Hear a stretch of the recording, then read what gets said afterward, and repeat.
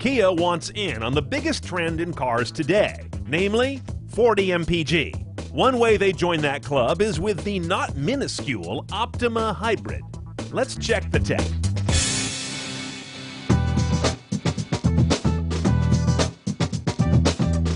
The Optima Hybrid is the Sonata Hybrid's sister.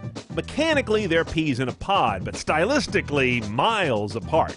Kia is setting out to capture a hipper urban crowd, and in doing so, rolls in a little more standard tech than a Sonata. But none of that matters if it doesn't just plain drive well and sip gas.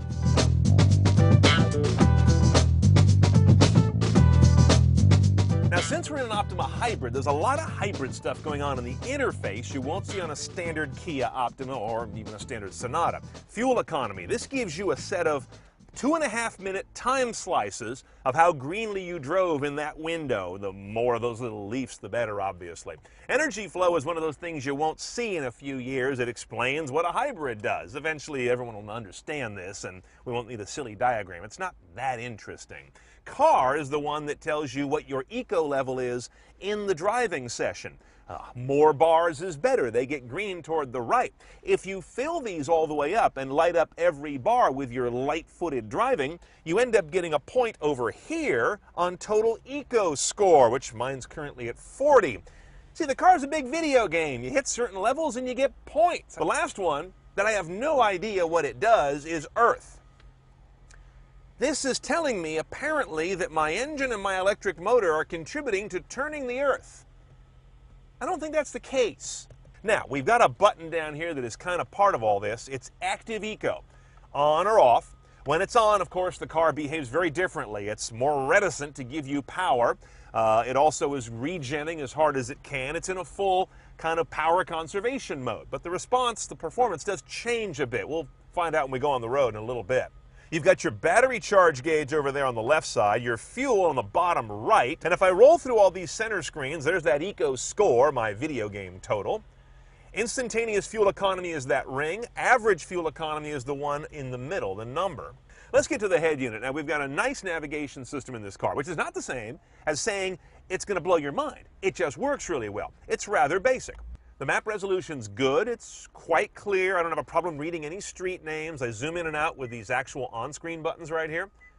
But there's no nonsense like a bird's eye flyover, no 3D building renderings, no satellite photo overlay, none of that stuff. It's serviceable and it does the important stuff right. But notice this, and this I think is very important.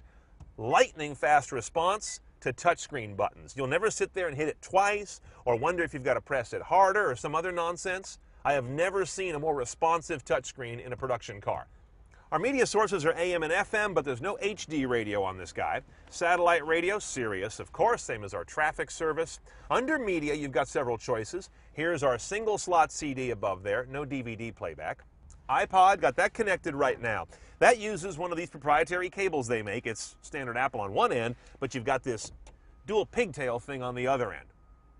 And I've got my Bluetooth streaming here. This got all connected when I did my Bluetooth calling. Not all cars do that. Sometimes they make you do two separate operations. We do have an optional audio system here which gives us Infinity sound and 8 speakers. Again, they're Infinity branded instead of 6 speakers and generic audio.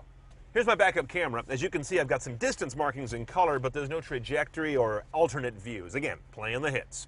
Now, as part of a real chunky premium package that rolls a ton of stuff in, including navigation, you've got this panoramic roof. Well, panoramic roofs. One front, one rear. They're on the same rollback curtain.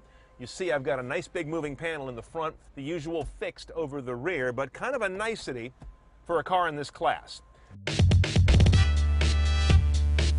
Now, the Optima is a good-sized car, but you're not going to be putting a lot of good-sized things in its trunk. It's a normal-sized trunk, don't get me wrong, but check it out. There's no fold flat or just barely a pass-through for what? Skis is normally what you consider that, because along here in the middle and middle left is where the lithium polymer battery lives. But between that and that big duct there for some rear ventilation or AC, you're stuck with a trunk. This never becomes a hauler. Okay, under the hood on this Optima Hybrid, we begin with a 2.4-liter inline-4. It's Atkinson cycle. That means it's been timed so that it burns fuel completely, but at the expense of some torque. You get 206 horsepower total, 195 foot-pounds of torque out of this configuration. That includes the electric motor, which accounts for 40 horsepower and 151 foot-pounds of that torque, though they don't just add simply. This is going to give you a 0 to 60 time of question mark. We don't know yet. The testing isn't done from the various places that do that, and we don't have a track to do it ourselves. But I got the MPG for you. It's 3540. It's a good number. Better than Camry, for example, while it's costing less. But how does it drive? Let's go find out. This car drives like it's really well bolted together. That's the overall ride quality. Feels rather heavy, even though it's not a terribly heavy car. What bothered me over and over in the time I was driving it is this disconnected nature of the powertrain. There's an awful lot of stuff going on here, and it lets you know it. That's the problem. I think I'm feeling the electric motor kick in and out. I'm feeling the transmission hunt around from 6th to 3rd sometimes, trying to find the right gear when I step on it.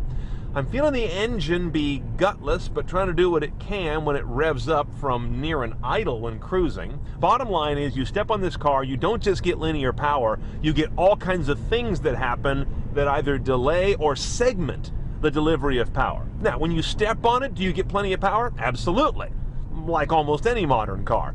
But what I need is responsiveness more than just power. Power without that is kind of a drag to drive. So I think this powertrain needs more refinement before I'd find it enjoyable to drive, not just satisfactory. They say you can get up to 62 miles an hour in EV mode, in other words, running electric. Never approach that. You got to really, really feather it on the pedal to keep this guy in electric. And that big EV light comes on right there, a big square one, to let you know when you've got the engine shut down, so it's very clear. Overall, I average something in the low to mid-30s MPG, depending on the day. And that includes mixed driving on a number of hills. This is San Francisco, after all.